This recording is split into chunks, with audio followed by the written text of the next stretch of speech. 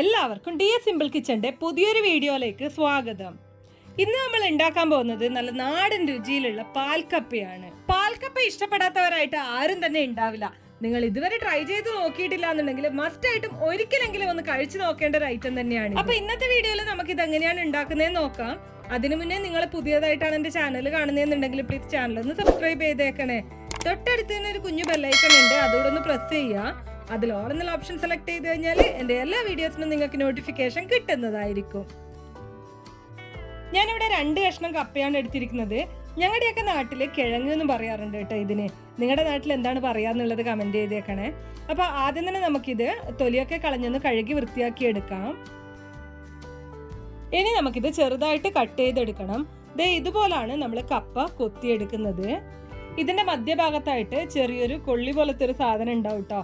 അത് നമ്മൾ റിമൂവ് ചെയ്ത് കളയണം. ഇല്ലാന്നുണ്ടെങ്കിൽ നമ്മൾ കഴിക്കുന്ന സമയത്ത് അത് വേറെ തന്നെ കടിക്കുന്നത് പോലെ തോന്നും. ഈ ഒരു സംഭവമാണ്, ഇത് നമ്മൾ എടുത്ത് കളയണം. ഇങ്ങനെ നമ്മൾ കൊത്തിയെടുക്കുന്ന സമയത്ത് അത് വളരെ ഈസി ആയിട്ട് നമുക്ക് എടുത്ത് കളയാനായിട്ട് പറ്റും. അപ്പൊ തന്നെ ഞാനിതിവിടെ മുഴുവനായിട്ടും കട്ട് ചെയ്തെടുത്തിട്ടുണ്ട്. ഇനി നമുക്ക് ഈ കട്ട് ചെയ്ത് വെച്ചിരിക്കുന്ന കപ്പ ഒരു കുക്കറിലേക്ക് മാറ്റാം. ഇനി ഇതിലേക്ക് ആവശ്യത്തിനുള്ള ഉപ്പും അല്പം വെള്ളവും ഒഴിച്ചിട്ട് 2 വിസിലിനൊന്ന് വേവിച്ചെടുക്കണം. കപ്പയുടെ വേവിനനുസരിച്ചിട്ട് വിസിലിന്റെ എണ്ണം കൂട്ടുകയും കുറയ്ക്കുകയും ചെയ്യാം കേട്ടോ. കപ്പ വെന്ത് വരുന്ന സമയം കൊണ്ട് നമുക്ക് ഇതിലേക്ക് ആവശ്യമായിട്ടുള്ള തേങ്ങാപ്പാൽ തയ്യാറാക്കാം. അതിനായിട്ട് ഞാനിവിടെ അരമുറി ചിരകിയ തേങ്ങ എടുത്തിട്ടുണ്ട്. ഇതിലേക്ക് ഒരല്പം ചൂടുവെള്ളം ഒഴിച്ചു കൊടുത്തിട്ട് പാല് നന്നായിട്ട് പിഴിഞ്ഞെടുക്കാം. ഞാനിവിടെ 10 ചെറിയുള്ളി, 2 പച്ചമുളക്, 5 വെളുത്തുള്ളി അല്ലി എന്നിവ എടുത്തിട്ടുണ്ട്. ഇനി ഇതെല്ലാം കൂടെ ഒരു മിക്സിയുടെ ജാറിലേക്ക് മാറ്റി കൊടുത്ത് ജസ്റ്റ് ഒന്ന് ക്രഷ് ചെയ്തെടുക്കാം. നിങ്ങൾ കല്ലിൽ ചതച്ചെടുക്കുകയാണ് ചെയ്യുന്നതെന്നുണ്ടെങ്കിൽ അങ്ങനെയും ചെയ്യാം കേട്ടോ. അപ്പൊ നമ്മുടെ കപ്പയുടെ നല്ലതുപോലെ വെന്ത് വന്നിട്ടുണ്ട്. ഇനി നമുക്ക് ഇതിലുള്ള വെള്ളമൊക്കെ ഒന്ന് കളഞ്ഞെടുക്കാം. ഞാനിവിടെ ഒരു പാന് ചൂടാവാനായിട്ട് വെച്ചിട്ടുണ്ട്. ഇതിലേക്ക് 1.5 ടേബിൾ സ്പൂൺ വെളിച്ചെണ്ണ ഒഴിച്ചു കൊടുക്കാം.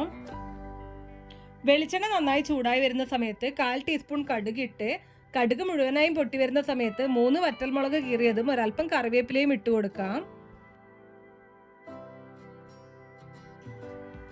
ഇനി ഇതിലേക്ക് നമ്മൾ വേവിച്ച് വെച്ചിരിക്കുന്ന കപ്പ ചേർത്ത് കൊടുക്കാം. ഇനി ഇത് ജസ്റ്റ് ഒന്ന് ഇളക്കി കൊടുത്ത ശേഷം മധ്യഭാഗത്തായിട്ട് ചെറിയൊരു ഗ്യാപ്പ് വെച്ച് കൊടുത്ത് അതിലേക്ക് നമ്മൾ ചതച്ചെടുത്തിരിക്കുന്ന ചെറിയുള്ളി വെളുത്തുള്ളിയൊക്കെ ചേർത്ത് കൊടുക്കണം. ഈ ചതച്ചെടുത്ത ചെറിയുള്ളി വെളുത്തുള്ളിയൊക്കെ ഓയിലിൽ തന്നെ ഫ്രൈ ചെയ്ത ശേഷമാണ് ചില ആൾക്കാരൊക്കെ കപ്പ ആഡ് ചെയ്യുക. പക്ഷെ അതിലും ടേസ്റ്റ് ഇങ്ങനെ ചെയ്യുന്ന സമയത്താണ് കേട്ടോ. ആ ഒരു ഗ്യാപ്പിൽ വെച്ചിട്ട് തന്നെ നമ്മൾ ഈ ചെറിയുള്ളി വെളുത്തുള്ളിയൊക്കെ ജസ്റ്റ് ഒന്ന് ഫ്രൈ ചെയ്തെടുക്കുക. ശേഷം ഇതെല്ലാം കൂടെ നല്ലതുപോലെ ഒന്ന് മിക്സ് ചെയ്തെടുക്കണം.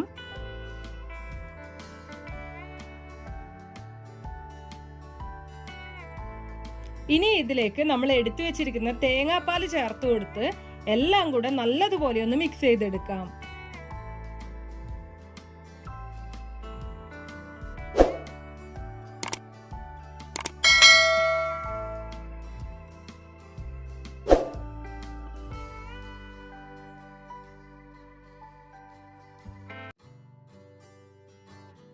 അപ്പൊ ഇതിവിടെ നല്ലതുപോലെ മിക്സ് ചെയ്തെടുത്തിട്ടുണ്ട്. ഈ സമയത്ത് ഉപ്പൊക്കെ ഒന്ന് ചെക്ക് ചെയ്ത് നോക്കി ആവശ്യമെങ്കിൽ ഉപ്പ് ചേർത്ത് കൊടുക്കാം.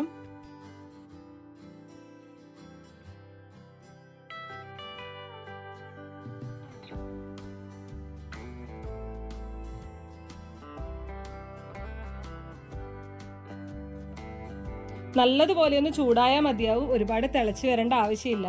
ഇനി നമുക്ക് ഫ്ലെയിം ഓഫ് ചെയ്യാം. അപ്പൊ നമ്മുടെ ടേസ്റ്റി ആയിട്ടുള്ള പാൽക്കപ്പ ഇവിടെ റെഡി ആയിട്ടുണ്ട്. വളരെ എളുപ്പത്തിൽ നമുക്ക് ഉണ്ടാക്കിയെടുക്കാൻ പറ്റുന്ന ഒരു ഐറ്റം ആണ്.